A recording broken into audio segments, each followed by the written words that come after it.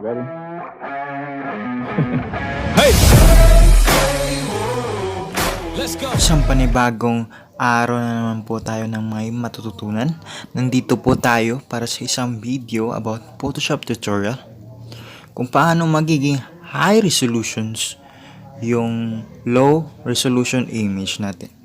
Example po, kung may customer po tayo na magpapaprint into a digital print or a silkscreen, dapat po ito po yung ginagamit natin. Lalo na kapag yung customer ay nagbigay ng low quality or low resolutions image.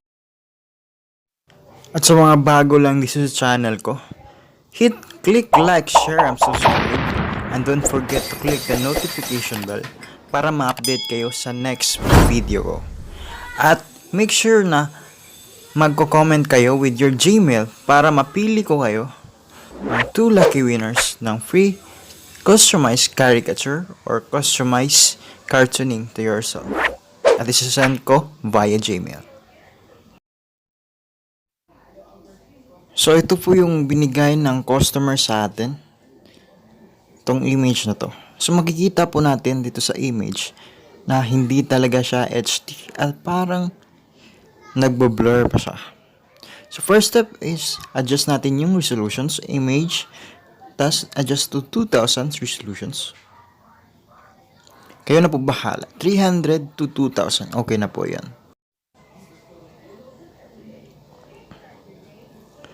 The next step, copy po natin yung layer. Control J or Command J. And then, punta po tayo dun sa filter at hanapin natin yung blur. Then, click Gaussian blur. Kayo na po bahala magtimpla. Basta na ang tinitimpla ko is nasa 3.5 to 4.5 or 5. Piliin natin yung 3.5.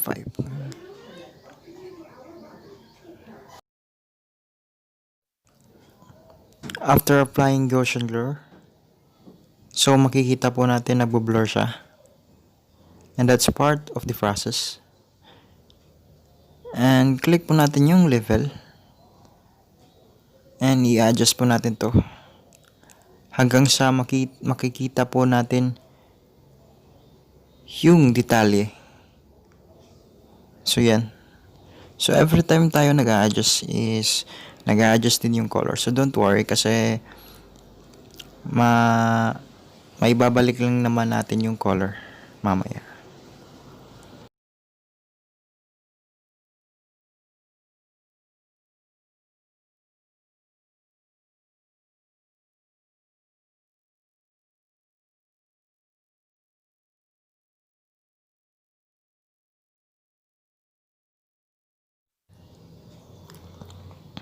So, you see the result.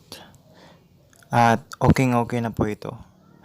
At kayo na po bahala kung i-adjust nyo pa yung color niya to original or kayo na bahala kung magka-customize kayo ng ibang color like red or black. Gamit po is yung paint bucket tool. At don't forget po to click like, share, and subscribe, and make a comment below para kayo mapili as a winner of 2 caricature making na gagawan ko po kayo at isasend ko po via Gmail.